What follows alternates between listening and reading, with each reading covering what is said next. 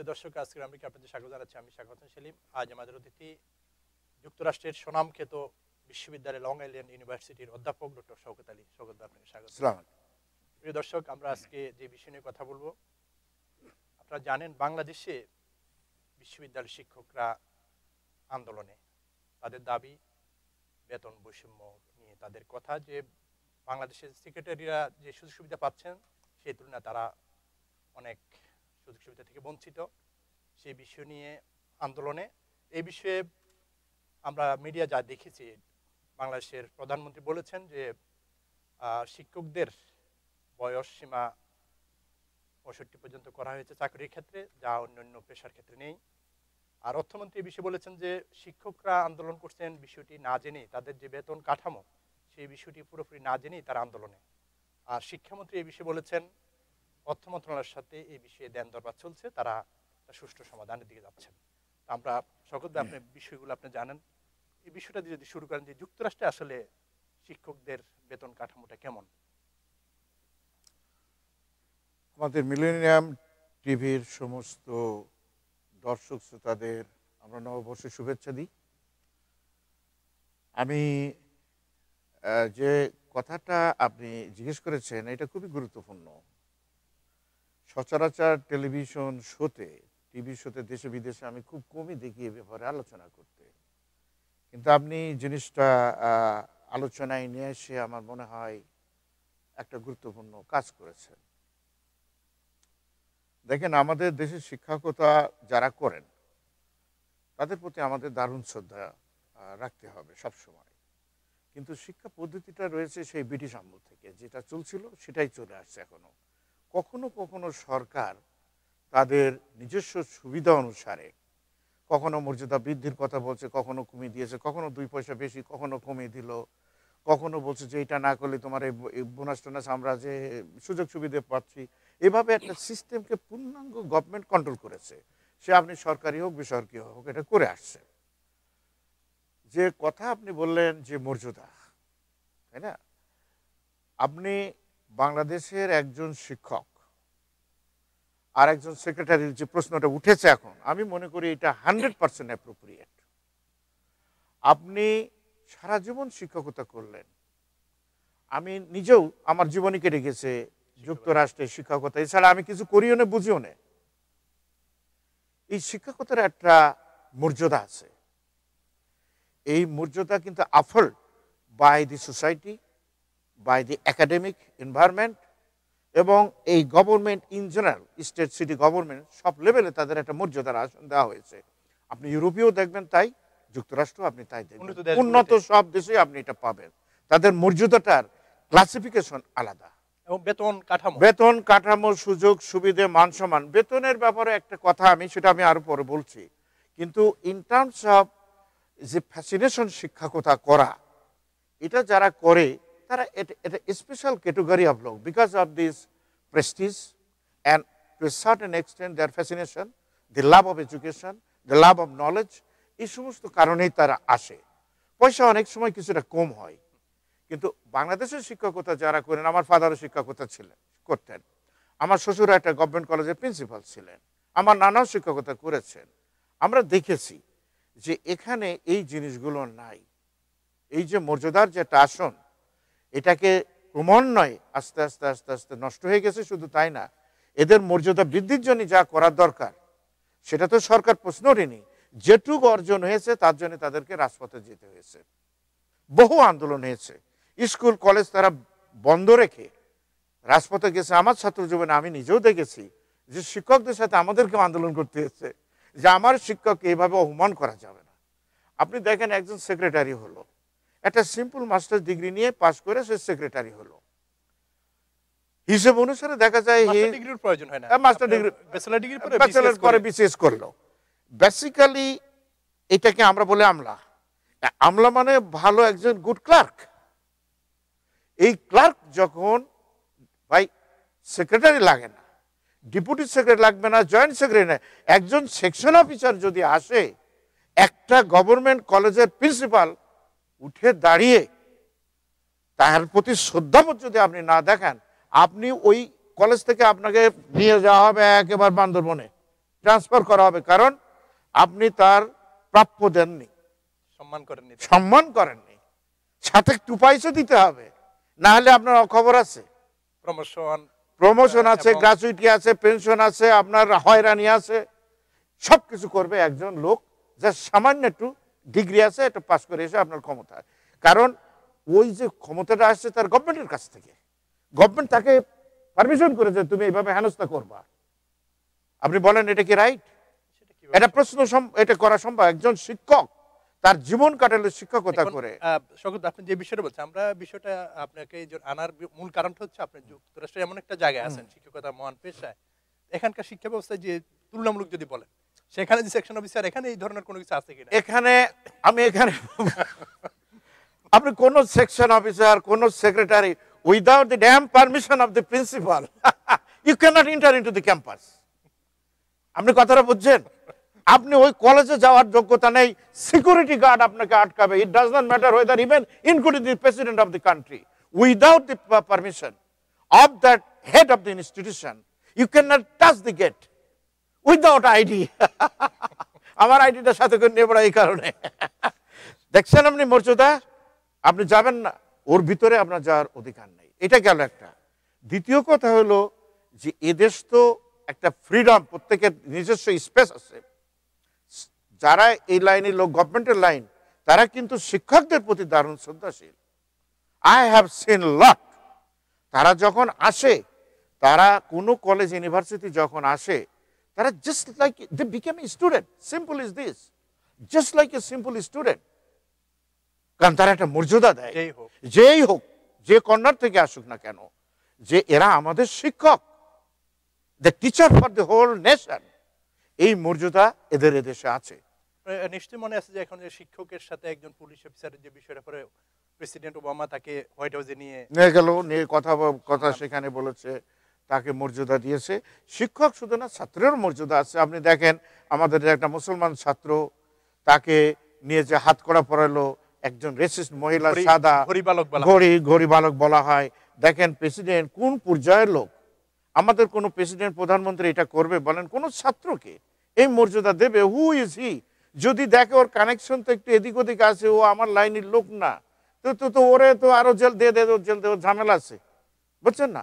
এই যে দুঃখজনক পরিবেশ পরিস্থিতি আমরা তৈরি করেছি, এই কারণে আমাদের দেশের শিক্ষা ব্যবস্থা এত খারাপ। কারণ এর ভিতরে কোনো ক্রিয়েটিভিটি নাই, freedom of knowledge, freedom of earned knowledge and they teach that knowledge and power, এর ভিতরে যেটা সামঞ্জস্য থাকে তা কিছু নাই। আমি আপনার একটা উদাহরণ দিই। আপনি দেখেন এই ছেলেটা তো ভাগ্য ভালো, সে তো হারবারে চান্স পেয়েছে, সারা দুনিয়াতে তার একটা ইয়ে হয়েছে। যুক্তরাষ্ট্রের এই জিনিসগুলো আবার খুবই ভালো, যে তারা তার এখনই অফার করেছে $1 মিলিয়ন জব, অনেক জায়গা থেকে আসছে। আমাদের দেশে হোক, এটা আমরা তো চাই, কিন্তু এটা সরকারের পর্যায় থেকে যদি এই জিনিসগুলোকে ঠিক একটা গাইডলাইনের মাধ্যমে না নিয়ে যায়, যে আমাদের শিক্ষকরা জাতির শিক্ষক শ্রেষ্ঠ, যদি তারা শিক্ষকতা পেশাতে আত্মমর্যাদা না পায়, তাহলে ভালো যারা ফার্স্ট ক্লাস ফার্স্ট, সেই ছেলেগুলো এখানে থাকবে কেন? তাদের প্রশ্ন নেই। আমি দেখেছি যে ফার্স্ট ক্লাস ফার্স্ট হয়ে সবসময় দেশের ব্রেনি স্টুডেন্টগুলো শিক্ষকতায় আসে, আমাদের দেশেও আসে, কিন্তু অনেকেই দেখা যায় যে এটা না, যে তারা অধিকাংশই আমলা হওয়ার জন্য বিএসএস পরীক্ষা দেয়, এটা করে সেটা যায়। আর বিএসএস পরীক্ষার ভিতরে আবার ক্যাটেগরি আছে, যে জায়গায় পয়সা ওইটা নিয়ে মারামারি বাঁধে বেশি। ফরেন সার্ভিসে কেউ যেতে চায় না, পলিসি রিলেটেড বিষয়ে যাবে না, কিন্তু ওরা যে ট্যাক্স রিলেটেড বিএসএস পরীক্ষা দেওয়া হয়, বা পোস্ট অফিস রিলেটেড দেওয়া হয়, বা অন্য যেখানে ঘুষখোর আছে সব জাম করবেন। আপনি তাদেরকে দোষ দেবেন কেন? কারণ পয়সাটা এত কম অন্য অন্য লাইনে, যে সেখানে সেক্রেটারিরা বিপর্যস্ত হয়ে পড়ে, ফলে এই সমস্ত লাইনে হয়। অর্থাৎ রাষ্ট্রীয় পদ্ধতিতে আমরা এই সমস্ত দুর্নীতি, শিক্ষাক্ষেত্রে দুর্নীতি আমরা সব ঠেলে দিয়েছি। শওকত, যদি দুইটা বিষয়ে আমি যে যুক্তরাষ্ট্রের শিক্ষা ব্যবস্থা, যে বেতন কাঠামো, সুবিধাগুলো, আর বাংলাদেশেরটা তুলনামূলক যদি একটু বিশ্লেষণ করেন। আমি আপনার সে কথার আগে একটু কথা বলি, সেটা হচ্ছে এই, যুক্তরাষ্ট্রের শিক্ষা ব্যবস্থা সারা বিশ্বের শ্রেষ্ঠ, specially higher education, unparallel, uncompromising stand তাদের। এটা কিন্তু গভর্নমেন্টের না, সবই প্রাইভেট। অল এডুকেশনাল যে হাইস্ট ইনস্টিটিউটগুলো, সেগুলো প্রাইভেট। কিন্তু এখানে শিক্ষকতার বা ছাত্রদেরকে, যেমন মনে করেন আমি এমবিএ যখন পড়াই, আমি আপনার একটা উদাহরণ দিলেই জিনিসটা আরো ক্লিয়ার হবে। আমি যখন ওবামা তার হেলথ কেয়ার দিল, যেটাকে আমরা ওবামা কেয়ার বলি, যখন দিল আমি ভাবলাম এই সাবজেক্টগুলো নিয়ে আমি কেস স্টাডিজ করবো, প্রজেক্ট দেবো। তো আমার ধরেন 30 জন ছাত্র আছে, আমি এক এক গ্রুপে 5টা 6টা করে দিলাম, 5টা 6টা প্রজেক্ট আমি চাই। এটা তাদের পড়াশুনো পরীক্ষার পরে এক্সট্রা কাজ দিয়ে দেওয়া হয়েছে। That's a part of my grading policy. তুমি ওটা না করলে ওখানে 50% তোমার মাইনাস হবে, 25% মাইনাস হবে। আমি দিলাম কি দেখেন, আমি কারোর কাছে জিজ্ঞেস করতে হয় না। এটা বিউটি অফ দিস থিং। কোনো ডিন, কোনো আপনার হেড অফ দি আপনার ডিপার্টমেন্ট বা চেয়ারম্যান আমাকে বলেনি যে তুমি এটা করো। I know what is my duty. এবং তারা আমি যেটা বলবো ফাইনাল, আমার grade is final until he or she die. আমার গ্রেড নিয়ে যেতে হবে। বাংলাদেশের শওকত মিয়ার গ্রেড নিয়ে ওর প্রমোশন হবে, ও মারাও যাবে আমার নাম নিয়ে, কারণ ওখানে আমার যে গ্রেডটা দিয়েছি এইটা চেঞ্জ করার কোনো ক্ষমতা নাই। অমুক মন্ত্রী, অমুক এমপি, আমার ওই এলাকার তমুক এলাকার প্রধানমন্ত্রী, ভাইরা ভাই, go to the hell man, I am Shaukat Ali and this is my grade. You earn it, you got it. এটা তো বাংলাদেশে হয় না, প্রশ্ন হয় না। আপনারা শুনেছেন ঢাকা ইউনিভার্সিটি নিয়ে, মেডিকেল স্কুল, কলেজ, ইউনিভার্সিটি নিয়ে সকালবেলা কেলেঙ্কারি। তা আমি যে কথাটা বলছিলাম, তখন আমি তাদেরকে বললাম, আমি একটা গাইডলাইন দিয়ে দিলাম তাদের, 10-12 পৃষ্ঠার একটা গাইডলাইন থাকবে আমার প্রজেক্টের, যে তোমরা ওবামা কেয়ারের সব থেকে খারাপ দিকগুলো বের করবা। এটা কি ক্ষতি হবে, compare this thing with previously আপনার যেটা প্রিভেলিং সিস্টেম এখন আছে বা আগে যে সিস্টেম ছিল তার থেকে কম্পেয়ার করো, এবং এটা চালু হলে এখন কি হবে এবং ভবিষ্যতে কি হতে পারে। তুমি complete and not more than 15 pages. 5টা ছেলেকে দিলাম, মেয়েকে দিলাম, 15 পেজেস ভিতরে তাকে লিখে দিতে হবে, এবং এগেনস্ট দি গভর্নমেন্ট। হাউবার তাদের এই কথা লেখা আছে যে তুমি এগেনস্ট দি গভর্নমেন্টের লেখার আগে তোমার এখানে যদি কোনো সাজেশন না থাকে, I doctor Shawkat will never give you any points. তাহলে তুমি যতগুলো পয়েন্টে ক্রিটিসাইজ করবা, you have to bring your own solution. Without this solution and suggestion it is not acceptable. আজকে আমি যদি বাংলাদেশে এই ধরনের কথা বলি যে তুমি শেখ হাসিনার সরকারের বিরুদ্ধে, বা এই যে ব্রিজ করছে তার বিরুদ্ধে, বা এই রাস্তাঘাটের বিরুদ্ধে, বা তার এডুকেশন পলিসির বিরুদ্ধে, সেলিম ভাই আমি আপনার গ্যারান্টি দিয়ে দিলাম, আমার কমপক্ষে 1 সপ্তাহ রিমান্ডে নেবে, আমাকে নিখোঁজ করা হবে, আমার ভাগ্য যদি দুর্ভাগ্য হয় আমার ইন্ডিয়ার বর্ডারের ওপাশে পাস করে দেবে। এর এই শওকত মিয়া তো আমাদের সব, হ্যাঁ, 12 যে কি পণ্ডিত হয়ে গেল আমেরিকা থেকে, যে দের ব্যাম্বুতে। আপনি সেই দেশে কোনো শিক্ষার কোনো মুক্তি আছে? হ্যাঁ, আমি কমপ্লিটলি এটা দিয়ে দিলাম। আমি I tell you one more thing, doctor Mohammad Yunus, যেহেতু আমি বিজনেস ফাইন্যান্সের প্রফেসর, আমি ডক্টর ইউনুসের দুটো প্রখ্যাত বই, দুটোই নিউ ইয়র্ক টাইমসের আছে best seller, right, the world without poverty এবং ব্যাংকার্স টু দ্য পোর। এই দুটো বই আমি রেফারেন্স বুক হিসেবে টেক্সট বুক আমার এমবিএ স্টুডেন্টদের অবশ্য পাঠ্য কারিকুলাম আমি ঢুকিয়ে দিয়েছি। সেলিম ভাই আমাকে যে কোনো ইউনিভার্সিটি যদি বাংলাদেশে যাই এবং আমি যদি বলি যে ডক্টর ইউনুসের এই দুটো বই আমি রেফারেন্স দিলাম, পরের দিন রিমান্ডে দেওয়ার সুযোগ হবে কিনা আল্লাহ জানে। হাড় গোলগুলো ভেঙে তো শিক্ষাবিদগিরি আমি দেখাচ্ছি, হবে না বলেন? যে ইউনুসকে আমি দেশছাড়া করার চেষ্টা করছি আর তার শিক্ষকতা তুই এখানে করছিস, অথচ the beauty of the education of this country, যাকে আপনি পছন্দ করবেন না তার সম্পর্কে আপনি বেশি রিসার্চ করবেন। This is the reason this country is so high. আমরা এটাই আমার কাছে, আমাদের সব ধরনের আছে। আর এখান তো অনেকগুলো ইউনিভার্সিটিতে গিয়েছে আমি স্টুডেন্ট, আমার দুটো মাস্টার্স ডিগ্রি আছে, MSc from new York university, financial engineering, প্রথম বাংলাদেশের ছাত্র, MS from the City University.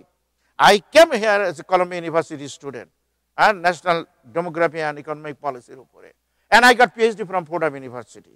তাহলে আমার 4-5টা ইউনিভার্সিটি করে আমি তো কিছুটা খবর রাখি। The beauty of the education, flexibility, go against the motion, এটাকে বলে রিসার্চ।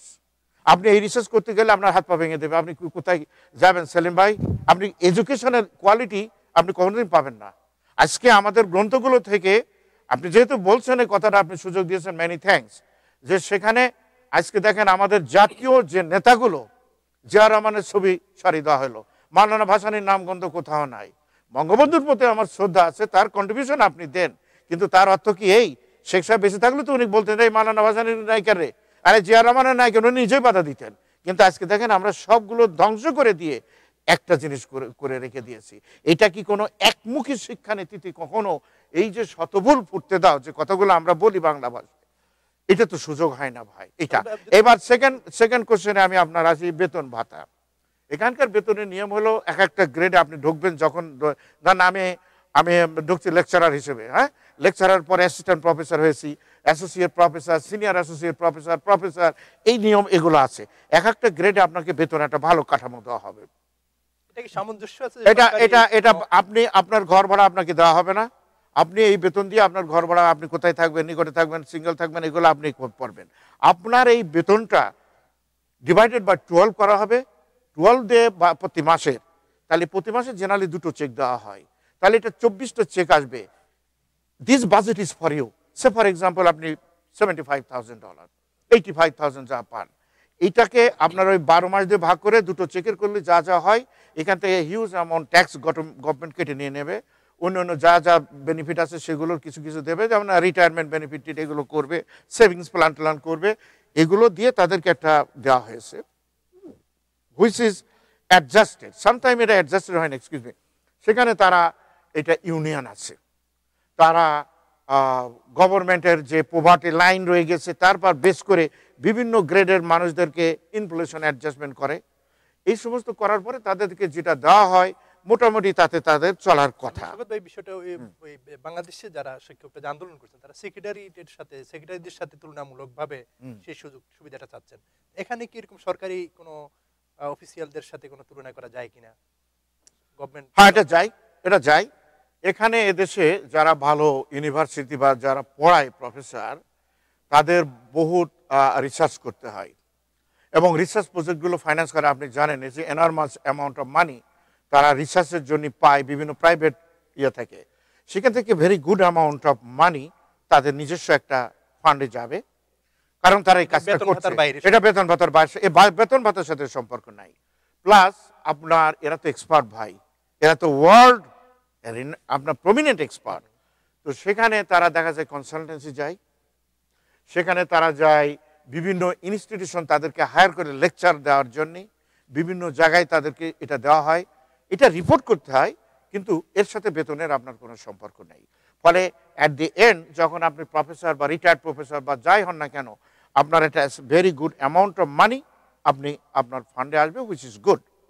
আপনি সেটা তো আর আপনি এক্সিকিউটিভ, আপনি আপনার ধরেন নেল ডায়মন্ড জেপি মর্গানের হচ্ছে চিফ এক্সিকিউটিভ, ও তো সে বেতন পাবে $25 মিলিয়ন পার ইয়ার, সেটার সাথে তো আপনি কম্পেয়ার করবেন না। যারা আছেন সরকারি কর্মকর্তা যারা আছে, এদেশের সরকারি কর্মকর্তাদের আরো বেতন ভাতা আরো কম যদি কম্পেয়ার, কারণ শিক্ষকদের একাডেমিক এক্স্যাক্টলি, কারণ একাডেমিক যে ফ্লেক্সিবিলিটি রয়েছে, বিভিন্ন রকম সুযোগ আছে। এদেশে তার টিউটরিং করে না কেউ, এরা করে হাই লেভেল রিসার্চ, 3 মাস বন্ধ আপনার, এ ধরনের কন্ট্রাক্ট কাজ আমিও করেছি। তারা বিভিন্ন জায়গায় যায়, একটা ইউনিভার্সিটির প্রফেসর 3 মান্থস সামার ভ্যাকেশন, ও চলে গেল একটা ইঞ্জিনিয়ারিং ফিল্ডের লোক, ক্যালিফোর্নিয়াতে চলে গেল, বুঝছেন। সেখানে বিভিন্ন রকম রিসার্চ ইনস্টিটিউট আর রয়ে গেছে, সেখানে দেখা গেল $50,000 একটা প্রজেক্ট আপনার 3-4 মাসের ভিতরে উইথ হিজ স্টুডেন্ট আর আদার স্টুডেন্ট সে সেখানে করলো। ইকোনমিক্স ফাইন্যান্সের ব্যাপারও তাই, বিভিন্ন জায়গায় জিনিসগুলো তারা একটা ডেভেলপ করে চলে আসলো। It's a very good amount of money and is personal satisfaction. শিক্ষকরা শিক্ষকতার পাশাপাশি এনজিও করে, এই করে সেই করে, এখানে কি এই ধরনের কোনো ঘটনা আছে কিনা? এনজিও তো একটা বড় শব্দ, আমি জানি না যে এনজিও বলতে সঠিক অর্থে কি বোঝায়।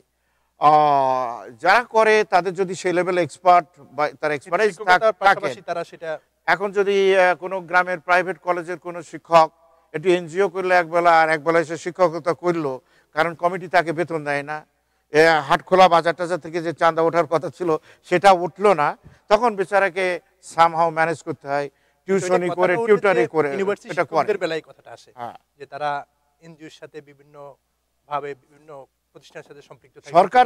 সরকার যদি তা বলে যে তুমি এইভাবে হয় না, না, তাদের আপনি যদি সে লাইন, আমি তো বলেছি, যদি তার যদি সেই লাইন স্কলারশিপ থাকে, স্কলার, তখন একটা সার্টেন এজে তাকে ফ্রিডম দিতে হবে, কারণ university need him, he does not need university. ফলে আপনি তাকে ধরে রাখার জন্য সুযোগ সুবিধা তাকে দিয়ে দেবেন, কিন্তু এটা কখনো হবে না যে neglecting your primary responsibility and duties which is nothing but teaching, এটাকে বাদ দিতে যদি আপনি অন্য জায়গায় করেন, যে আপনি ক্লাসে আসলেন না সময় মতো, যেমন আমার ক্লাসে আমাকে যেতে হবে আগে, before my student inter into the classroom. আমাকে যেতেই হবে, যদি না যায় আমি 2 মিনিট দেরি হয়, I have to apologise to my student যে I am sorry because of train আসেনি বা এই ধরনের কাণ্ড হয়েছে। কিন্তু আমাদের দেশে তো ওই সমস্ত হয় না, যে আসেনি বা উনি স্যার ব্যস্ত। তো এই জিনিসগুলো তাদেরকেও দোষ দেওয়া যাবে না। কিন্তু এটা একটা প্যাকেজ দিলে আসতে পারে যে তোমাদের বেতন, যেমন মনে করেন এখন সেক্রেটারি যে মর্যাদা দেওয়া হয়েছে, কেন হবে না? একজন সেক্রেটারি একটা ইউনিভার্সিটি আছে, সেলিম ভাই, it is a damn shame যে ইউনিভার্সিটির ভাইস চ্যান্সেলর আপনি উঠে দাঁড়াতে হবেন according to protocol. What a shame যে তাকে উঠে দাঁড়াতে হবে যে কোনো একজন মন্ত্রী, ডেপুটি মিনিস্টার, স্টেট মিনিস্টার হোক আর যে কোনো মন্ত্রী হোক, অশিক্ষিতর গাধা। আপনি শেরে বাংলার কথা তো জানেন ভালো করেই, যে বাবা তুমি আসছো কি লেখাপড়া করেছো? না, ম্যাট্রিক পাস দিয়েছো। উনি কলকাতা কর্পোরেশনের যখন মেয়র ছিলেন, অবিভক্ত বাংলার প্রধানমন্ত্রী ছিলেন, আমাদের অঞ্চলের লোক যেত, তুমি কি পড়াশোনা করেছো? না। বিএ পাস দিয়েছো? না। আই পাস দিয়েছিলে নাকি? না। এম এ পাসও দাওনি? না স্যার আমি দিইনি। তুমি চাকরির জন্য আসছো বরিশাল থেকে, যশোর, কুষ্টিয়া থেকে কলকাতায় চাকরির জন্য? হ্যাঁ। তোমার একটা চাকরি আমি দিতে পারি, আমি কোনো চাকরি দিতে পারবো না, তবে তোমাকে আমি একটা মন্ত্রী বানাতে পারি। তাহলে ওই সিস্টেম কিন্তু এখনো আছে। এখন শেরে বাংলা তো আমাদের শিক্ষার জন্য অবদান রেখে গেছে, যে অবদান আনপ্যারালাল। আমরা যার কথায় যা বলি না কেন, তার যে প্রতি শ্রদ্ধাবোধ, আমাদের মুসলমানের শিক্ষার জন্য যে অবদান তার রয়ে গেছে, বিশেষ করে এই তৎকালীন পূর্ব বাংলা, আজকের বাংলাদেশের যে অবদান রয়ে গেছে, তিনি এই কথাটা বলেছিলেন। তার মানে যে মূর্খ লোকের পক্ষে শয়তান বদমাইশ। আর এখন তো যারা খুন করেছে, কতগুলো খুন করেছে, কতগুলো কেটে ফেলেছে, এই লাইনে না আসলে আপনি মন্ত্রী হতে পারবেন না। হ্যাঁ, এটা দিতে হবে, 1 কোটি টাকা জমা দিতে হবে ফি হেডকোয়ার্টারে, না হলে আপনার ম্যাডাম বা আপনার এই আপনাদের ম্যাডাম না, আমি তো উনি তো বিরোধী দলের, আমাদের দেশরত্ন, আমার ফাদার সাহিত্য রত্ন, আমাদের দেশরত্ন তো কোনোদিন ছাড়বে না আপনাকে। এত সব করার পরে যখন আপনি মন্ত্রী হবেন, আপনি কি করবেন? এইবার দুনিয়ার লোক আমাকে স্যালুট দিতে হইব, কারণ এতদিন আমাকে স্যালুট দেয়নি। তাহলে তুমি ভাইস চ্যান্সেলর আছো কি? আপনি দেখেননি বারবার? দেখেননি রাজশাহী ইউনিভার্সিটি ভাইস চ্যান্সেলরে কিভাবে মেরে তথ্য করবে? কেন ওর সাঙ্গভঙ্গ লাগিয়ে দিব, যে রে মার, এর কি জানে এটা? এই যে কালচার আমাদের ঢুকেছে না, এটাতে আমাদের প্রফেশনালিজম এটা ডেভেলপ তো করিনি, আর এই মান সম্মান ইজ্জতের প্রশ্ন রয়ে গেছে। আর কি সাদৃশ্য বৈসাদৃশ্য রয়েছে দুই দেশে? সাদৃশ্য দেখেন, আমি একটা আপনার কথা বলে, আপনি সম্মানের কথা বলেছেন, আমি আরেকটা কথা বলি। দেখেন, 5-7 বছর আগে আপনি দেখেছেন যুক্তরাষ্ট্রে due to financial crisis mortgage মার্কেটে আপনি ঢুকতে পারছেন না। আল্লাহর রহমত আমার কয়েকটা বাড়ি আছে, আমি যতবার বাড়িতে মর্টগেজের জন্য গিয়েছি, আমার I get the first preference because of my profession. তারা আমাকে বলে না যে কি কারণে। যখন কাউকে লোন, এই 5 বছর আগে আপনি দেখেছেন কাউকে কোনো লোন দিচ্ছে না, তখন আমাকে তারা রীতিমতো without asking any question, within 3 weeks প্রখ্যাত ব্যাংক যারা 99% ডিনাই করছে, তাকে আমাকে দিয়ে দিয়েছে। I feel very honoured. কারণ হলো আমি জানি যে ওরা ওই জিনিসটা দিয়েছে, যে লোকটা অনেস্ট, এ কখনো ধানাই ফানাই করবে না। এই যে ইউরোপ বা আমেরিকাতে আপনি যে কোনো জায়গায় পরিচয় দেন যে আপনি প্রফেসর, বা আপনি আপনার আইডিতে যদি দেখে, হাসপাতালে যান, যে কোনো ইনস্টিটিউশনে যান, আপনি যেখানে, আপনাকে কিন্তু মর্যাদা দেবে হেড অফ দ্যাট ইনস্টিটিউশন। ওই প্রতিষ্ঠানের যে কাছে আপনি যাবেন, আপনাকে সম্মান তারা দেখাবে। এই মর্যাদার জন্য এই লাইনে এদেশে খুব ভালো ভালো লোক আসে, ভালো শিক্ষিত লোক আসে, যেটা আমাদের দেশে নাই, তাই না? আজকে একজন এমপির কথা চিন্তা করেন, একটা লোকাল কলেজের প্রিন্সিপালের কোনো মান সম্মান আছে একজন এমপির কাছে? এমপি মন্ত্রী, হ্যাঁ, কমিটি দিতে হবে। আর এখন তো নতুন আইন করেছে, না কোনো কমিটি নাই এখানে, আপনার কোনো কমিটি নাই, কোনো কমিটির প্রশ্ন ওঠে না এখানে। যে প্রেসিডেন্ট অফ দ্য ইউনিভার্সিটি আর president of the college, all in all, এবং তিনি তার কলেজটাকে চালাতে হলে বিভিন্ন রকম সাহায্য সহযোগিতার দরকার আউটসাইড অফ দি ইনস্টিটিউশন। মনে করেন একটা ডোনার গ্রুপ, ডোনার বিভিন্ন রকম বিজনেস প্রতিষ্ঠান, তারা হয়তো তাদের সাথে মিটিং করবে, বলবে যে ভাই আমি একটা লাইব্রেরি করছি, এটা দিতে হবে। তারপরে শুধু তাই না, আপনার এদেশের ছাত্রদের একটা বড় গুণ আছে, যেমন আমি বললাম তো 3-4টি ইউনিভার্সিটি থেকে আমি পড়াশোনা করার সুযোগ আল্লাহর রহমত আমি পেয়েছি। ওরা কিন্তু প্রত্যেক বছর আমাকে চিঠি দেয় ওই ইনস্টিটিউশনে কিছু গিভ ব্যাক করার জন্য, কিছু পয়সা দেওয়ার জন্য। ওটাকে আমরা বলি অ্যালুমনাই। আমাকে বলে যে ডক্টর আলী তুমি আমাদের কিছু, এবার তো 50 টাকা দিলে না, 100 টাকা দিলে না, দেও একটু কিছু দিয়ে দাও। ওটা দিয়ে ওরা স্কলারশিপ দেয়, বুঝেছেন? বিভিন্ন রকম এন্ডাউমেন্ট বলে, আপনি ডোনার দেয়। আর দেশের মানুষ তো ভালো, আমাদের যে ক্যাপিটালিস্ট যারা আমাদের যারা নতুন হাল আমলে হয়েছে এরা তো লুটে পুটে, এরাই ভূমিদস্যু, এরাই সব কিছুর মালিক, এরাই সব লুটে, তারা তো ডোনেশন করে না শিক্ষাক্ষেত্রে সেলিম ভাই। যে আমি তো দেখিনি যে অমুক ইউনিভার্সিটি এত টাকা উনি দান করে দিয়েছেন, এটা দেবে না। ও দান করলে বলবো ইউনিভার্সিটি আমার মার নামে বা আমার নামে না হওয়া পর্যন্ত এটা দেবো না। কথা বলছেন, এখানেও তাদের হয়তো নামে দেয় কিন্তু দে ডোনেট। সারা জীবন একটা মানুষ কষ্ট করেছে, যার সময় দিয়ে গেল যে তার সন্তানের চেয়ে বেশি দিয়ে গেছে শিক্ষাক্ষেত্রে। This is the beauty of this system in this country. All university, হার্ভার্ডে সবচেয়ে বেশি, হার্ভার্ড ইউনিভার্সিটি যদি চাই তাহলে তারা তাদের স্টুডেন্টদের একটা রিসার্চে পাওয়া গেছে অল স্টুডেন্ট যারা সেখানে পড়ছে সবাইকে ফ্রি দেওয়ার পরে প্রফিটেবল তাদের অপারেশন হয়। মানে এন্ডাওমেন্ট এত বেশি, কারণ ওই ছাত্ররা এটাকে ভালোবাসে। হ্যাঁ, এটা তারা করে। সুতরাং তাদের ওই যে এমপি বা এর কাছে যেতে হবে ওটা না। হাউবার ধরেন কোনো এডুকেশনাল পলিসি নিয়ে যখন হয়, তো এখানে ধরেন সিটি গভর্নমেন্ট আছে, স্টেট গভর্নমেন্ট আছে, সিটি কাউন্সিলম্যান আছে, স্টেট সিনেটর আছে, আপনার ইউএস কংগ্রেস সেনেটর আছে, বা আপনার যে ইয়েগুলো আছে, সেখানে তাদের সাথে প্রেসিডেন্ট বা এডুকেশনাল লবিং যারা, তারা বলে যে এই আইনগুলো করলে আমাদের ইনস্টিটিউশনের জন্য ভালো হবে। তখন তারা সেই জিনিসগুলো তারা করে দেয় সাথে সাথে without any kind of delay. Specially শিক্ষা রিলেটেড বিষয়ে কেউ কোনো রকম ডিলে করে না, এটা একটা সম্মানের বিষয়। একটা বিষয় যে বাংলাদেশে যে শিক্ষকরা, যে শিক্ষকদের যে বিভিন্ন গ্রুপ আছে, লাল নীল ইত্যাদি দেখা যায়, এখানে এই ধরনের আছে কিনা? আবার বাংলাদেশে যে যারা ভিসি হন, ডিন হন বিভিন্ন ক্ষেত্রে, যে সিস্টেমটা এখানে কি সিস্টেম? এখানে এই ধরনের নাই। আমি নিজেই একজন member long island university staff Congress এবং স্টুডেন্ট টিচার্স ইউনিয়ন, যেটা সেখানে এটা কিচ্ছু না। এরা নীরবে ভোট দেওয়া হবে ইচ্ছা মতো, কেউ কারো কমপ্লেনও করে না। হয়তো একটা ছোট্ট প্যাম্পলেট থাকলো কে কে ক্যান্ডিডেট, আউট অফ 7 ক্যান্ডিডেট আপনি 3টে চয়েস করবেন আপনার মতো। তাদের ব্যাকগ্রাউন্ড আছে, most of them you know, এরা পেয়ার, হয়তো বিজনেস ফ্যাকাল্টি এতগুলো, সায়েন্স ফ্যাকাল্টি, তাদেরকে আপনি ভোট টোট দিয়ে আসলেন। কোনো প্যানেল আপনি যাকে দিলেন না তার কোনো প্রচারও নাই, বা এই জন্য ভোট দিলেন না বলে আপনার বিরুদ্ধে অ্যাকশন নেওয়া হবে, আমি পাস করে গেছি, তুমি দেখি কোথায় থাকো, এবার তোমার খবর আছে। এই যে ঢাকা ইউনিভার্সিটি বলেন নীল আর কি সাদা প্যানেল করে, এবার মনে রাখবো নেক্সট ইলেকশনে তোমারে দেখে ছাড়বো, তাই না?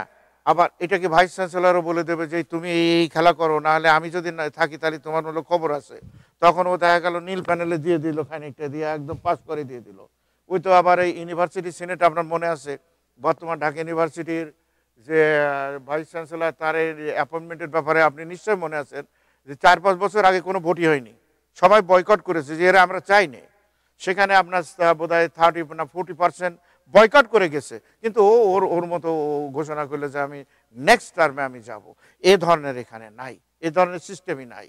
এটা ইউনিভার্সিটি ট্রাস্টি বোর্ড আছে, এই trustee board take at least 6 to 1 year to find out the president of the university or the institution based on the criteria যে এই লোকটা ম্যানেজমেন্ট এফিসিয়েন্সি কী ছিল, এবং সে এই যে ডোনার গ্রুপে যে তাদের সাথে তার কানেকশন কি।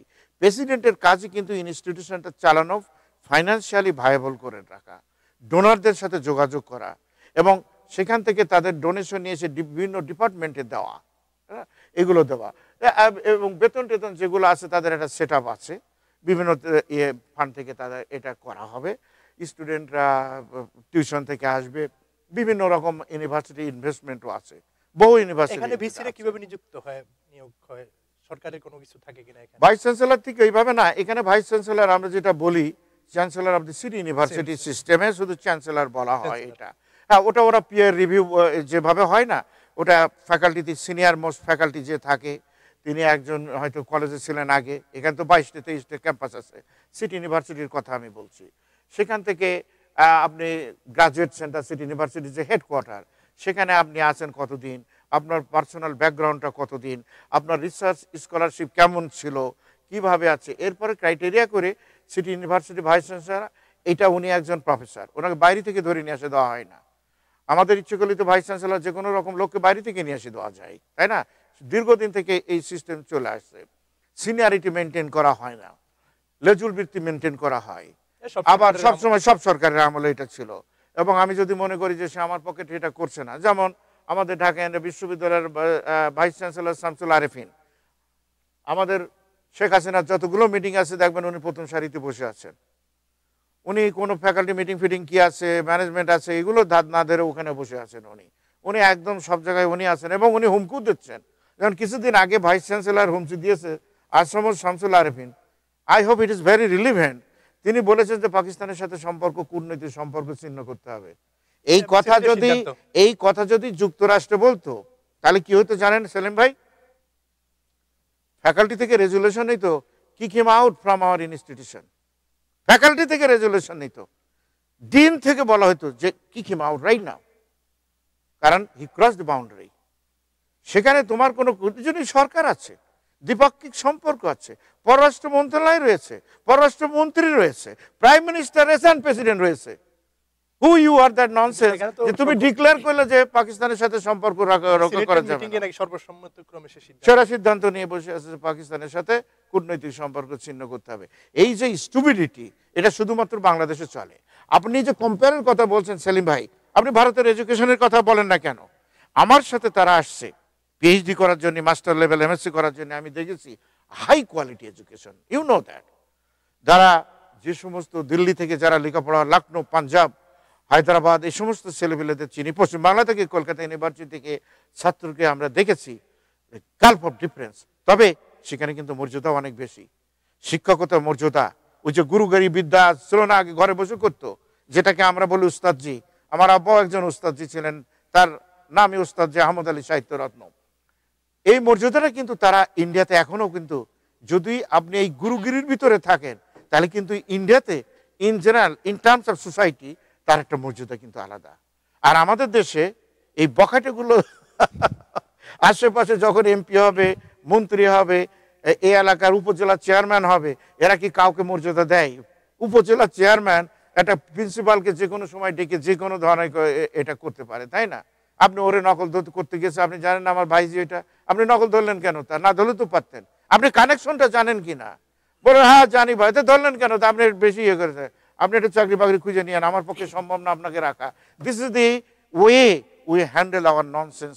All education, all foreign policy, all domestic policy, এইটা কোনো ক্রমেই একটা জাতির মেধা বিকাশের কোনো সুযোগ হতে পারে না, এবং এই কারণে নাইও। আপনি দেখেন যারা মুক্তবুদ্ধি চিন্তার লোক, যারা ভালো, ডক্টর জাফর ইকবাল, আমি তাকে চিনতাম যখন উনি নিউ জার্সি ছিলেন। উনি যখন সিলেটে কতবার মার খেয়েছে এবার আপনি হিসেব করেন। এমন কোনো বছর নেই যে বেচারাকে পিটানো হয়। আচ্ছা ঠিক আছে, বিরোধী ছেলেপিলে তো তার কিছু বলে না, সরকারি দলের লোকেরাই তাকে আরো বেশি পিটন। উনি যখন প্রথমেই ঢুকলেন, ঢুকে কিছু আমেরিকান ওপেন পলিসি নিলেন, এডুকেশনাল সিস্টেম নিলেন, গ্রেডিং পলিসিটা করলেন। ভাই আমি তো সকাল বিকাল এগুলো করে বেড়াই। হ্যাঁ, I am all in my department. আমার যে কোনো প্রফেসর, আমার সিলেবাস আমি তৈরি করব, আমি কি পড়াবো, কি বই শিক্ষা দেবো, it's my prerogative. It is not dean, it is not chairman. কি করবো, আমার সিলেবাস 26 পেজের সিলেবাস, আমি এটা করে লিখে দিয়ে ছেড়ে দিয়ে দেবো। This is a document, this is a constitution, you follow it, you break it, I will take care. কোনো রকম কেউ করতে পারবে না। আমি যদি কোনো ছেলেকে C- দিয়ে ছেড়ে দিই, আমার চেয়ারম্যানের বলার কোনো ক্ষমতা নাই যে ডক্টর শওকত তুমি ওরে A- দাও না কেন। দে আর নট দ্যাট স্টুপিড। আমার ফ্রিডম আমার কাছে। বাংলাদেশে পারবেন আপনি? যদি কোনো রকম দেখেন মেডিকেল কলেজ ভর্তি নিয়ে কি হলো, অ্যাডমিশন নিয়ে কি হচ্ছে, ভর্তি বাণিজ্য মানে কি হয়, হ্যাঁ ভর্তির সময় কি হয়। শিক্ষকদের বয়স নিয়ে একটা কথা, প্রধানমন্ত্রী বলেছেন যে অন্যান্য পেশা তুলনায় শিক্ষকদের বয়স সীমা 65 পর্যন্ত। এখানে বয়সের বিষয় আমি প্রধানমন্ত্রীর একটা কথা বলে দিতে চাই, আপনার এই টেলিভিশন দর্শকদের, they will be highly appreciative. ওনার নিজের বয়সটা উনি নিজে ঠিক করুক, আর ওনাকে একটা টার্ম লিমিট করতে হবে। উনি কতবার প্রধানমন্ত্রী হন, উনি তো এখন টার্গেট করেছে 2040 সালের আগে উনি ক্ষমতাচ্যুত হবেন না, কারণ ওনার নাকি অনেক আনফিনিশ কাজ রয়ে গেছে। ওনার এই পর্যন্ত আমার হিসেবে দেখা যায় ওনার বয়স তখন 85 বছর দাঁড়াবে। উনি তো একবারও বললেন না যে আমি 3 টার্মের, উনি টার্ম লিমিট করে দিতে পারে যে একটা দেশের প্রধান। না না না না না না, সংবিধানে কি আছে? সংবিধান তো উনি সকাল বিকাল চেঞ্জ করছে। উনি তো এখন মেজরিটি, পার্লামেন্টে মেজরিটি, উনার নিজের টার্ম লিমিট করতে পারেন যে আমাদের এই দেশে কেউ 2 বার বা 3 বারই দিয়ে দেন, এরপর আর কেউ প্রধানমন্ত্রী এটা হবে না, কোনো সরকারি করে এটা কেউ করবে না। উনি করুন না কেন? আসলে বয়স সীমাটা কি? বয়স সীমা শিক্ষকদের হচ্ছে এই, যুক্তরাষ্ট্রে আসলে কোনো আজীবন যতদিন আপনি বেঁচে আছেন, যতক্ষণ পর্যন্ত আপনি দাঁড়াতে পারবেন, কথা বলতে পারবেন, ব্ল্যাকবোর্ডে যেতে পারবেন। আমার শিক্ষক, আমি নামটা ডক্টর গ্রিনওয়াল্ড, উনি স্ট্যাটিস্টিক্স পড়াতেন। আমার যখন আমি ঢুকেছি তখন উনি দেখছি যে গ্রিনওয়াল্ড সাহেব স্ট্যাটিস্টিক্স পড়াচ্ছেন, হাতটা এভাবে কাঁপছে, এটা পড়ছে। আমি যখন পিএইচডিতে গিয়েছি, আমার ওই ডিপার্টমেন্টের চেয়ারম্যান ডক্টর ডোমিনিক সালভাতোর আমাকে বলল যে তুমি কার কাছে লেখাপড়া শিখেছো ওই কলেজে? তো আমার একজন শিক্ষক ছিলেন ওখানে, ওনার নাম গ্রিনওয়াল্ড। উনি তো আমার টিচার। কি বলো তুমি? আমি তোমাকে বলছি 30 বছর আগের কথা, তুমি এসছো বাংলাদেশ থেকে তার কাছে? ওর আসে নাকি? আচ্ছা ঠিক আছে, তুমি দাও তো, ওনার নামটা দাও। কল করে, আমি কালকে কল করবো। আমি জানতাম উনি তো রিটায়ার করেছে। He was around 88 years old, doctor Greenwald. আমি নামটাই বলে দিলাম। তো এদেশে এ ধরনের, আচ্ছা ঠিক আছে, যদি রিটায়ার করেন আপনি, অ্যাজ উই মাচ, আপনি বলেন যে আমি 20 বছর পর আমি রিটায়ার করবো, আমি ভাবছি যে তাড়াতাড়ি করবো, 65 বছর, তো ওর কোনো রকম ইয়ে নাই, কোনো বার নাই এখানে।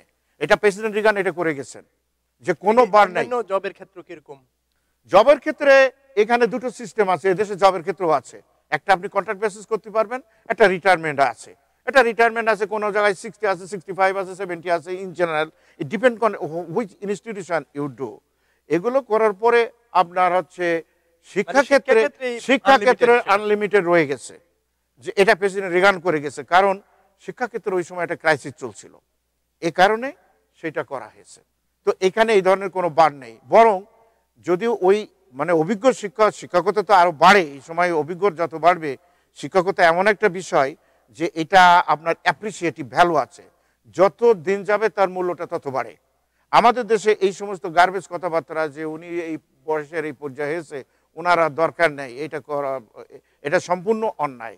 একজন শিক্ষকের প্রতি আপনার অবমাননা কর, তার আরো কিছু দেওয়ার থাকে, অনেক কিছু করতে পারে। আরেকটা বিষয় যে শওকত ভাই, তারা এখন বেতন ভাতার জন্য আন্দোলনে যাচ্ছেন, কিন্তু ক্রিয়েটিভিটি যে বিষয়টা বললেন, এই বিষয় নিয়ে কি শিক্ষকরা বাংলাদেশে আন্দোলনে যায়, যদি তাদের কোনো এই ধরনের সীমাবদ্ধতা থাকে পড়াশোনার ক্ষেত্রে? হ্যাঁ, তারা তো এখানকার ইউনিভার্সিটি হলো, আপনি রিসার্চ না করতে পারলে আপনি কোনো ইউনিভার্সিটি শিক্ষকতা করতে পারবেন না। এই কলেজে you know that you must have to have a PhD degree if you want to teach at the college level, any college, private or government college, and ইউনিভার্সিটিও আছেই। তো এখানে আপনার এ ধরনের কোনো কিছু নাই যে হচ্ছে আপনাকে এই রেস্ট্রিকশন দেওয়া হবে, এই কারণে এটা এই ধরনের কোনো কিছু নাই। বাংলাদেশের যে এই ক্রিয়েটিভিটি শিক্ষকতা ছাত্রদের ক্ষেত্রে বা শিক্ষকতা, না, এটা ক্রিয়েটিভিটি আমাদের এই বিষয়ে আন্দোলনে না, এই বিষয়ে আমার মনে হয় যে তারা করে না। তার কারণ হলো তাদের এখন সমস্যাটা হচ্ছে রুজির সমস্যা। তারা বেতন বৈষম্যতে ভুগছে অলরেডি। সুতরাং আমার মনে হয় তারা এখন ভেরি মাচ ইন্টারেস্টেড। অবশ্য শিক্ষকরা গবেষণার দাবি করে আসছে, আমি জানি ইউনিভার্সিটিতে করে, চিটাগাং ইউনিভার্সিটি আমার ইউনিভার্সিটি, আমি সেখানে ছাত্র ছিলাম। তো তারা এটা গবেষণার সুযোগ চাচ্ছে। এদেশে যেমন স্কলারশিপের একটা মূল্য আছে, যে তার যে একটা স্পেশাল প্রিফারেন্স দেওয়া হবে, সেটা এটা করার কথা বলছে। ছাত্রদের নলেজটাকে উন্মুক্ত করার জন্য যে ফ্যাসিলিটি দরকার, শিক্ষকরা কিন্তু সবসময় এই আন্দোলনের ভিতরে সেটা নিয়ে আসেন।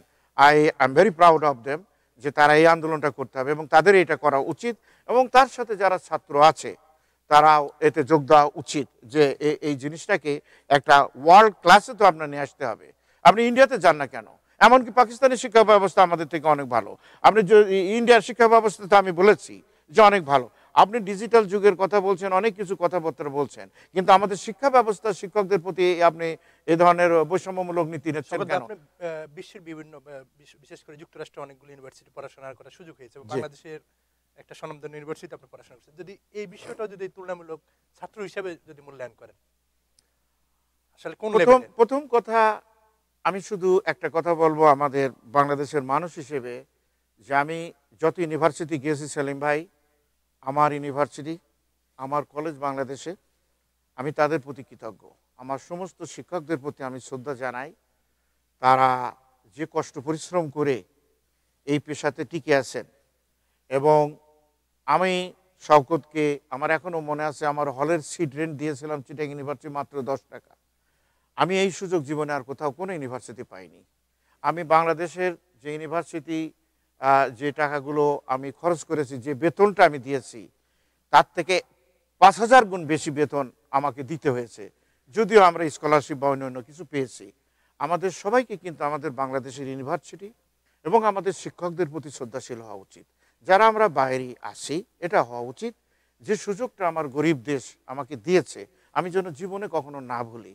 এই 10 টাকা সিট রেন্ট একটা হলে আমি কখনো আশা করি না। আমার মেয়ে হলে ছিল, আমি জানি হাউ মাচ ইট টেকস, আমি তার সাথে গল্প করে কি বিশ্বাস করে না। So it is our obligation also যে এটাকে একটু সুনজরে দেখা। বিশেষ করে আমরা যারা বাইরে আছি, আমি শিক্ষকদের আন্দোলনের সাথে একত্রতা ঘোষণা করব। যে কোনো শিক্ষকরা তারা কাউকে বলে না যে অমুককে না দিয়ে আমাকে দাও, তারা মিনিমাম একটা মান সম্মান ইজ্জত বাঁচানোর জন্য যে দরকার যেটা, সেটাকে না দিয়ে যদি আপনি বলেন যে তারা এনজিও করলো, এই টিউটরি করলো, ওইটা করলো, সেটা করলো, তাহলে আমার মনে হয় যে কিছু কিছু লোক হয়তো এটা করতে পারে। ইন জেনারেল সবাইকে দোষ দেওয়া উচিত হবে না। একজন অর্থনীতির ছাত্র হিসেবে পরামর্শটা যদি স্পেসিফিক বলেন কি ধরনের এটা হওয়া দরকার? দেশের যে কোনো প্রোডাক্টিভিটি বলেন, সায়েন্স, ইঞ্জিনিয়ারিং, টেকনোলজি বলেন, ইকোনমিক্স বলেন, আর্টস বলেন, যে কোনো সাবজেক্টে যদি আপনি প্রোডাক্টিভ আপনি ম্যান পাওয়ার তৈরি করেন, তাহলে তার প্রথম একটা ফার্স্ট স্ট্যান্ডার্ড হবে এডুকেশন। আমাদের দেশে এই ডিক্লাইন হচ্ছে। আমার কাছে বহু ছাত্র আছে, দেশের ছাত্রছাত্রী আছে, আমি বুঝি যে কোন ছেলের কি। আমার ছাত্ররা সবাই ভালো, আমাকে বলতে আই মাস্ট সে দ্যাট, কিন্তু স্ট্যান্ডার্ডটা আফোর্ড করতে হলে অবশ্যই সরকারকে সেদিকে নজর দিতে হবে। শুধু সরকার না, বেসরকারি যারা আপনার শিল্পপতি আছে, এখন তো তারা বিলিয়নিয়ার, যে পাকিস্তানের আমলের মতো তো সেই 22 পরিবার না, এখন হাজার হাজার পরিবার আছে। তাদের কিন্তু এই আমাদের শিক্ষক বা আমাদের একাডেমিকের যে ইনস্টিটিউশনগুলো আছে তাদের প্রতি কিন্তু তাদের একটা বড় দায়িত্ব আছে। তারা যে যেখান থেকে পাশ করেছে, লেখাপড়া শিখেছে, বিএ পাশ করুক, আইএ পাশ করুক, তাদের প্রতি একটা দায়িত্ব থাকা উচিত। একটা ডোনেশন সিস্টেম চালু করতে হবে, যাতে শিক্ষকতার ক্ষেত্রে যেটা বলছেন, কারণ যুক্তরাষ্ট্রের সমস্ত প্রাইভেট ইউনিভার্সিটি এবং ইনক্লুডিং দ্য গভর্নমেন্ট ইউনিভার্সিটি, আমি সিটি ইউনিভার্সিটি, স্টেট ইউনিভার্সিটির কথা বলছি, এগুলো কিন্তু ডোনেশন তারা পায়। এই মানুষগুলো কিন্তু ভালো, এদেশের মানুষগুলো তাদের জীবনের একটা ইনকাম এই শিক্ষকদের জন্য তারা ব্যয় করে দেয়, শিক্ষা ইনস্টিটিউশনের ব্যয় করে দেয়। আমি ডোনেশন করে এই টাকাটা যায় কিন্তু স্কলারশিপের জন্য ছাত্রদের। এই জিনিসটাকে আমাদের দেশে চালু করতে হবে, যে তুমি লুটো পিটে খেয়ে গেলে শুধু বড় শিল্পপতি হলে, অথচ যে এই প্রাইমারি স্কুল থেকে তুমি আসছো, যে কলেজ থেকে তুমি আসছো, যে ইউনিভার্সিটি তোমাকে কিছু লেখাপড়া দিয়েছে, একটা গরিব দেশের মানুষের ট্যাক্সে তুমি শিক্ষকতা আপনি শিক্ষা লাভ করেছো, তাদেরকে সম্পূর্ণ কিন্তু আমরা ভুলে যাই। হ্যাঁ, এই কারণে একটা জোক আছে না, যে যেটা আমার স্ত্রী বলেন সবসময়, যে কোনো একজন প্রফেসর বলেছে যে বাবা তোমরা আমার কাছ থেকে শিক্ষকতা, আমি তো শিক্ষকতায় করবো, 20 বছর পরে এসে দেখবো আমি ওই একই জায়গায় আছি, তুমি হয়তো মন্ত্রী হবা, গাড়ি চালিয়ে যাবা, তো ওই পাশে তো রাস্তাঘাট আমাদের গ্রাম অঞ্চলে ভালো না, তো তুমি গাড়িটা একটু আস্তে চালিয়ে যাতে আমার কাপড়টা নষ্ট না হয়।